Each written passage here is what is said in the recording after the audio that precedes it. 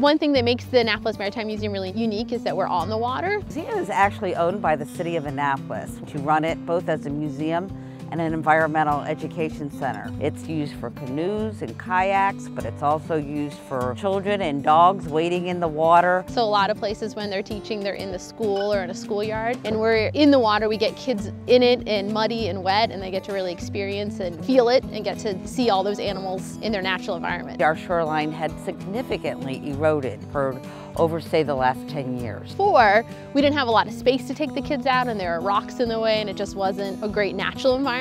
2003, Hurricane Isabel really annihilated this property and flooded. When the Annapolis Maritime Museum approached Chesapeake and Coastal Service, we decided to take it full force. We helped them with the planning, we designed the project for them, we walked through the permitting process with them, and we also built the project.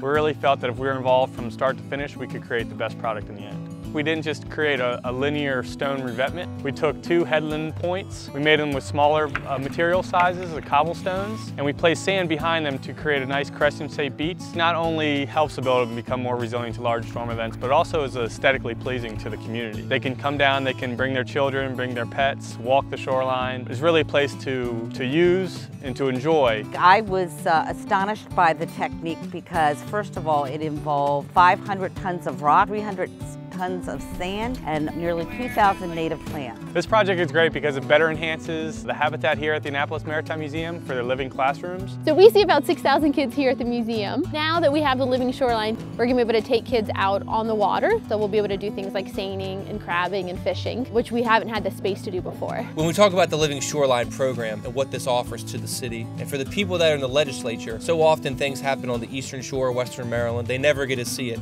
This is a real life living example of hard work going in there to educate them about how this works, and for the children too. To come out and see kids who have never been outside on a dock before or ever touched the water before, that's such an amazing experience. I see a ton of joy and a lot of excitement. Hopefully we'll get new animals too, like horseshoe crabs. Here on the shoreline, we planted hundreds of thousands of baby oysters. It really allows for critters such as horseshoe crabs to crawl up the breakwaters, but also helps the building become a lot more resilient to larger storms. DNR was really served as not only our advisors and technical assistants, but they've also served as the general contractors, the designers for the project, and they're actually physically working on the project, which kind of astonished me. Our job as Garden Club is to maintain these grounds, and this will make it easier.